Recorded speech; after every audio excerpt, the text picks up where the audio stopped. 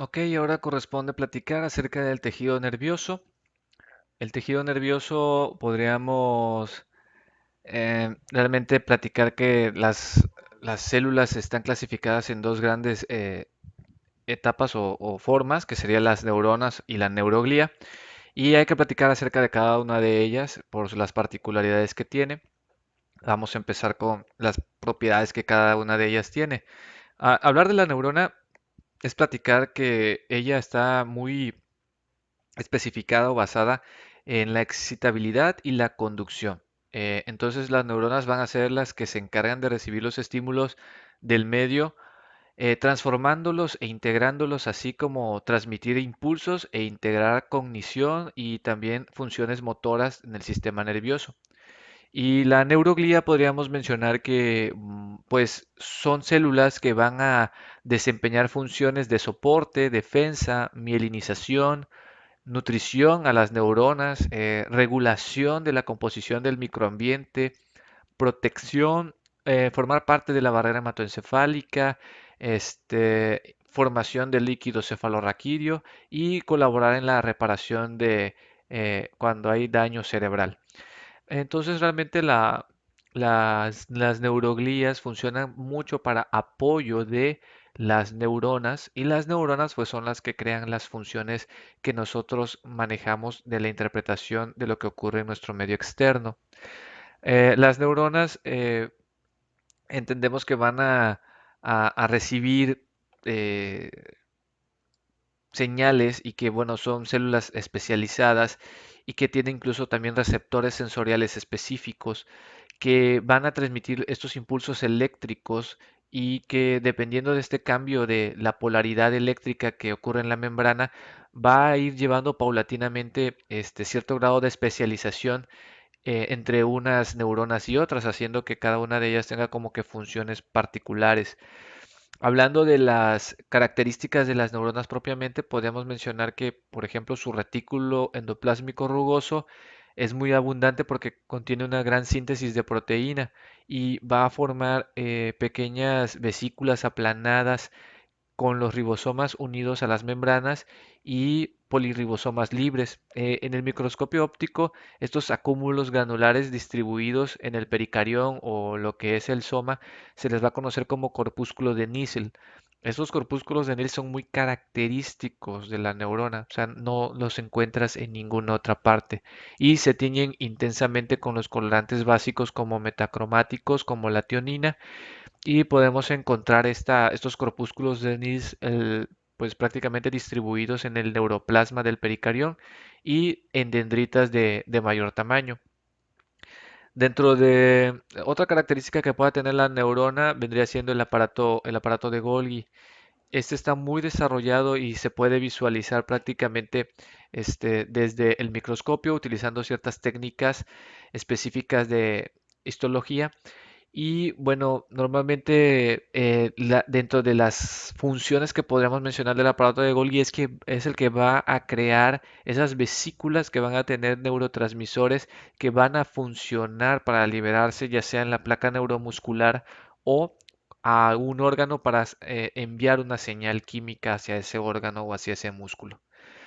Otra característica diferente que tenemos con la parte de la neurona es las mitocondrias.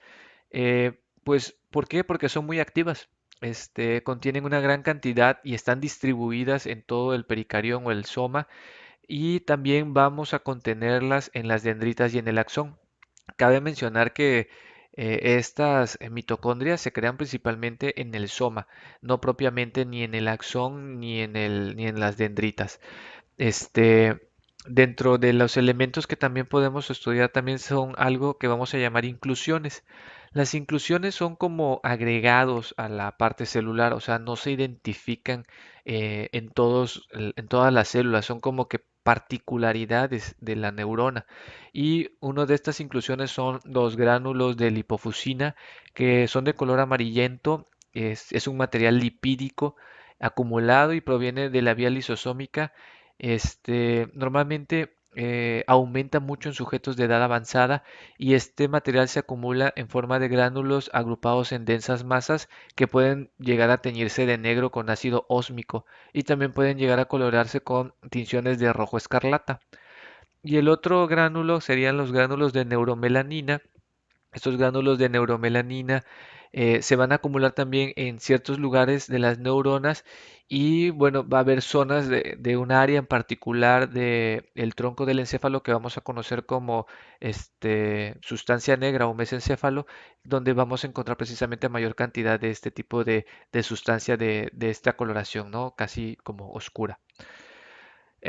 Dentro de las otras estructuras que podemos entender es que el mismo cuerpo, el citoesqueleto que va a conformar también a va a tener la propiedad de que por medio de microtúbulos creen un evento que se llama transporte axónico. El transporte axónico significa el trasladar elementos como sustancias químicas, como mitocondrias, como vesículas, por a todo lo largo del axón. Esto tiene la finalidad de nutrir al axón, ¿sale?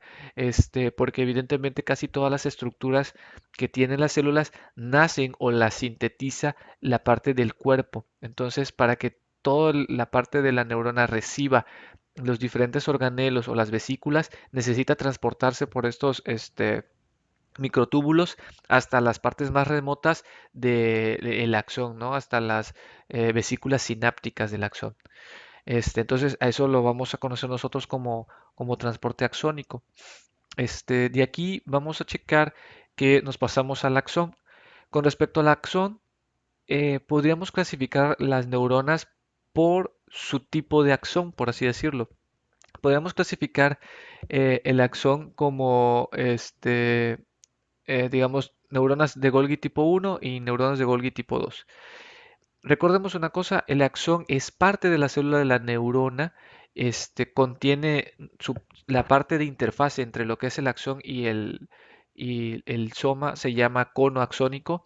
La parte más distal del axón se le conoce como telodendrón y al final de cada telodendrón vamos a tener un pequeño conglomerado o un pequeño botón que vamos a conocer como botón terminal. Este botón terminal es donde van a tener las vesículas sinápticas para liberar los neurotransmisores, nuestras neuronas. En este punto, las neuronas, con los axones, con neuronas de Golgi tipo 1, su principal característica es que van a tener proyecciones que se ubican en el sistema nervioso central, las cuales van a poseer axones bastante largos, casi hasta de 1 metro de largo. Imagínense una célula con un axón de 1 metro de largo, que se va a originar obviamente en el núcleo o en el soma, en el cuerpo, perdón, y que va a terminar muy lejos de su origen, incluso hasta fuera del sistema nervioso central o hasta en otro tejido como la piel o los músculos. Esa es la característica de las neuronas de Golgi tipo 1. Las neuronas de Golgi tipo 2 son neuronas de asociación, incluso se le llama interneuronas, porque ellas van a poseer axones cortos que van a dar origen a ramificaciones recurrentes y que retornan prácticamente hacia la parte del soma neural y proyecta ciertas colaterales para que hagan contacto con otras interneuronas y neuronas vecinas. Las interneuronas, o prácticamente las de Golgi, son cortas y ellas van a comunicar precisamente neurona con otra neurona. En cambio, las de tipo Golgi 1 son más largas y comunican neurona con algún órgano, ¿no? Con la piel, con el músculo. En base también a la característica que cuenten con mielina o no tengan mielina, puedo clasificar a los axones como mielínicos o amielínicos, dependiendo si tienen o no tienen o están rodeados de mielina cada uno de ellos. De ahí la parte de las dendritas, me va a ayudar a que nosotros identifiquemos por las características de las dendritas la siguiente clasificación. Número uno, entender que las dendritas pues son las que van a ser las receptoras de las señales de otras neuronas, ya que ellas van a recibir neurotransmisores u otras señales para que, dependiendo de las señales, el soma o el cuerpo se encargue de crear un estímulo nervioso y lo transporte por el axón hasta llegar a los botones sinápticos, a los botones axónicos. Y las dendritas, entonces, por los tipos diferentes de estructura que pueden tener, las clasificamos en unipolares, pseudounipolares, bipolares y multipolares. Aquí nosotros podernos diferenciar esa parte de las dendritas, como lo observamos aquí, las unipolares, ¿sale? Que prácticamente la dendrita está adosada o pegada hacia la parte del soma. La parte bipolar, donde tenemos una zona de dendritas separada o no unida al soma y que prácticamente va hacia otro punto en particular. La pseudo-unipolar, donde prácticamente axón con dendritas se fusionan y no hay una intervención directa entre el soma y cada una de los axones y las dendritas. Y la multipolar, que es la más común, porque prácticamente la ramificación que tienen las dendritas rodean a lo que es el soma y tiene un solo axón que va a enviar las señales. Esta sería la parte de la clasificación por las dendritas. De aquí encontraremos otra clasificación en base a la forma que vamos a tener de estas neuronas, vamos a encontrarlas estrelladas, fusiformes, piriformes, piramidales. Y bueno, básicamente es derivado de la forma que tiene cada una de ellas. Como observamos en este punto, básicamente las piramidales, las neuronas en cesto, las estrelladas, las granulares, tienen por las diferentes formas que tienen esta clasificación. Aquí nada más observamos también una imagen donde identificamos las dendritas, identificamos el axón, la vaina de mielina y el telón dendrón, que es la parte más alejada del axón. Y la otra última forma de clasificar a las neuronas es por su función. Podemos tener neuronas aferentes, neuronas eferentes y las neuronas, bueno, interneuronas o internunciales, que estas ya las habíamos mencionado hace un momento. Nada más recordemos, la parte de las funciones de las neuronas sensitivas aferentes básicamente son aquellas que van a recibir, ¿no? Todas las sensaciones, las que van a encargarse de transferir toda la sensibilidad que tenemos a nuestro alrededor y llevarlas hasta el sistema nervioso central. Las neuronas con características eferentes o motoras son las que van a crear precisamente funciones. Estas funciones básicamente van a tener que ver con la respuesta que tenemos hacia estas partes sensitivas. Y en estas motoras podemos clasificarlas en autónomas o las podemos clasificar en voluntarias, ¿no? Autónomas porque vamos a tener funciones donde nosotros no vamos a controlar los movimientos y voluntarias donde vamos a tener funciones donde controlamos el movimiento. Y las interneuronas, bueno, pues aquí es lo que comentábamos hace un momento, son neuronas que van a conectarse con otras neuronas. Esa es la principal característica. No conectan, digamos, un sensor, ¿sale? Como la piel hacia la parte del sistema nervioso central, ni al revés, no conecta la parte del sistema nervioso central, el encéfalo, quizás con el músculo, sino prácticamente es una comunicación de una neurona hacia otra neurona.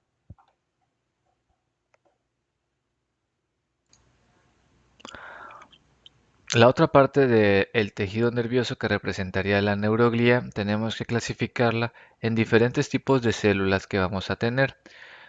Vamos a observar que vamos a tener astrocitos, vamos a tener oligodendrocitos, células de Schwann, microglía, células ependimarias, células satélite.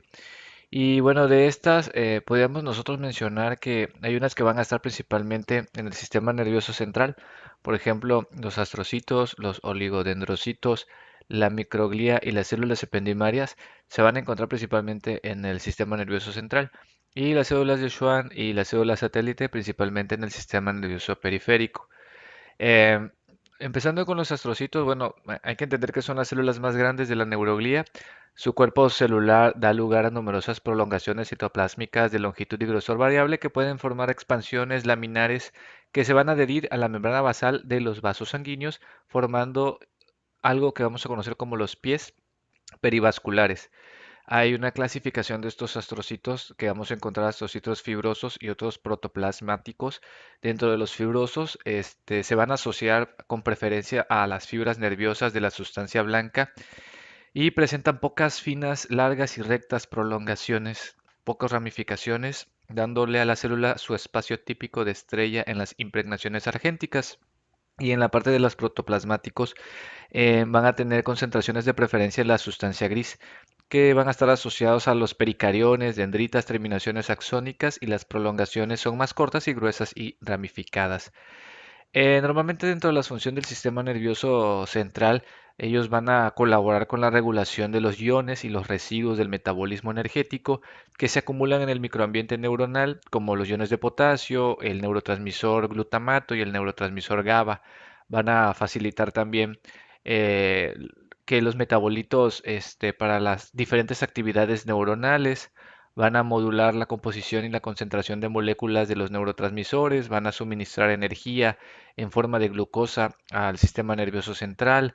Los pies vasculares van a intervenir en el metabolismo neuronal de forma que evita que los productos tóxicos o algunos medicamentos o nutrientes que se encuentran en la sangre antes de llegar siquiera a la neurona sean metabolizados por los astrocitos para que, digamos, evite o si logren pasar estos metabolitos. Entonces, los astrocitos forman como miembros o forman parte de lo que vamos a conocer como barrera hematoencefálica. La barrera hematoencefálica no se la imaginen como una pared exclusiva de estas células, sino que hay un grupo de estas células que terminan formando la barrera hematoencefálica. También en algunos procesos cuando hay lesiones, los astrocitos van a activarse y pueden provocar que colaboren con el proceso de cicatrización, cosa que es bueno hasta cierto punto, pero que de forma exagerada puede resultar en una circunstancia mala porque donde ya hay un astrocito en lugar de una neurona, ya no podemos tener otra neurona.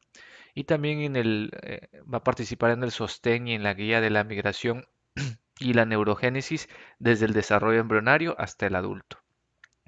De ahí tenemos a los oligodendrocitos. El oligodendrocito van a participar en el proceso de mielinización de los axones del sistema nervioso central. Son pequeños y con menos prolongaciones. Vamos a tener algunas clasificaciones de estos oligodendrocitos. Vamos a tener oligodendrocitos satélite que van a estar muy en contacto con el pericarión de las neuronas o las dendritas en la sustancia gris. Vamos a tener algunos oligodendrocitos interfasciculares que se asocian a los axones de la sustancia blanca del sistema nervioso central y su principal función es la formación de mielina y algunos que son perivasculares que bueno, como su nombre lo dice, son adyacentes a los vasos sanguíneos. Eh, como aquí se menciona la mielina, bueno, recordar que la mielina es rica en proteínas y lípidos y derivados de la membrana celular, por lo que el proceso de mielinización, normalmente vamos a terminar por proteger de cierta forma muchos de los axones para mejorar la comunicación nerviosa y el impulso nervioso que producen las neuronas.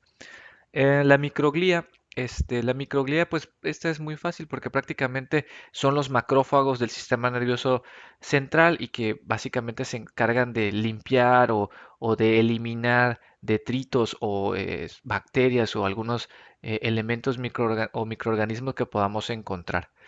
Las células ependimarias juegan un rol muy importante porque ellos van a formar un tipo de tejido especial cúbico o cilíndrico simple y por medio de los plexos coroideos que son vasos sanguíneos van a revestir los que son los ventrículos cerebrales. Los ventrículos cerebrales son unos espacios grandes que tenemos en el sistema nervioso central que están llenos de líquido, el líquido cefalorraquídeo. También van a revestir al conducto epéndimo. El conducto epéndimo es un pequeño espacio o agujero que tiene la médula espinal en medio. Por este agujero también viaja líquido cefalorraquídeo. Y bueno, básicamente la función de las células ependimarias, y aquí es donde siempre lo tienen que recordar porque va a ser relevante, es que producen el líquido cefalorraquídeo. ¿Ok? Y los cilios que tienen las células ependimarias permiten la circulación de dicho líquido. De ahí tenemos a las células satélite, que bueno, son células cúbicas pequeñas de sostén que van a rodear a los somas de las neuronas pseudounipolares y la función de estas es prácticamente igual de sostén. Contribuyen a mantener y regular el microambiente alrededor de las neuronas ganglionares. Y la parte de las células de Schwann, pues bueno, son los que van a colaborar con la parte de la mielinización, principalmente en el sistema nervioso periférico. Y aquí una de las diferencias que tenemos es que, por ejemplo, el oligodendrocito, a pesar de que también tiene la facilidad de crear mielina, un oligodendrocito puede sujetar a varios axones de las diferentes neuronas que hay en el sistema nervioso central, mientras que las células de Schwann es lo contrario. Las células de Schwann por un solo axón puede sujetar, o pueden haber, perdón, múltiples células de Schwann. Y cuando hay unas células de Schwann que no van a tener tanta mielinización, es cuando una célula de Schwann sujeta varios axones. Recordemos que la mielina prácticamente es una sustancia proteínica y lipídica y que su función básica es que mejora o hace más eficiente la transmisión del impulso nervioso. Ok, entonces les comentaba que con el sistema nervioso periférico tenemos la particularidad que podemos también clasificar por diferentes capas cada uno de los nervios como endoneuro, perineuro y epineuro. Y cada una de estas fibras pues contiene, digamos, ciertas características. Por ejemplo, la parte del endoneuro es tejido laxo, conjuntivo laxo, y va a rodear toda la fibra nerviosa, o sea, todo el axón y va a formar una capa delgada de fibras reticulares, fibroblastos y macrófagos capilares que van a encontrarse ahora sí que alrededor de algunos elementos vasculares que vamos a tener aquí en el endoneuro. El perineuro, digamos que el endoneuro es el más cercano al nervio, ¿no? Bien cercanito al nervio. El perineuro va a ser el que va a tener tejido conjuntivo más denso y va a rodear ya un fascículo, o sea, un grupo de fibras nerviosas. Va a estar compuesto por fibras elásticas y de colágeno, así como de varias capas de fibroblastos aplanados y unidos en sus bordes, y que va a hacer de cierta forma una unión, y formar una barrera semipermeable. Y el epineuro, pues, es la cubierta general externa del nervio, que incluso nosotros cuando lo vemos en algunos cortes, pues es lo que se observa de forma macroscópica. Em, Va a tener también un gran grupo de fascículos nerviosos, evidentemente, va a tener una capa gruesa, fuerte, de tejido conjuntivo denso típico, y bueno, sus fibras van a estar formadas por colágeno dispuestas de forma longitudinal, y también va a contar con algunos fibroblastos y mastocitos. Aquí estructuralmente podemos observar los ejemplos precisamente de las tres capas, el epineuro, el perineuro y el endoneuro siendo la estructura más cercana al axón, el perineuro creando grupos específicamente de axones o de múltiples fibras y el epineuro que es el que va a rodear a cada uno de estos grupos proveyéndoles una mayor capacidad, fortaleza y además protección. Y bueno, de este lado vemos como, por ejemplo, una sola célula, ¿sí? En este caso, por ejemplo, este es un ejemplo de oligodendrocito, sujeta a varios, digamos, elementos axónicos y los provee de vaina de mielina. Comúnmente cuando, digamos, una célula, una de Schwann específicamente crea la vaina de mielina y deja un espacio y después continúa con otra célula de Schwann y otra vaina de mielina, a este espacio que queda descubierto sin vaina de mielina se le conoce como nodo de Rambier o nódulo de Rambier. Y bueno, ya con eso concluimos la parte de la revisión.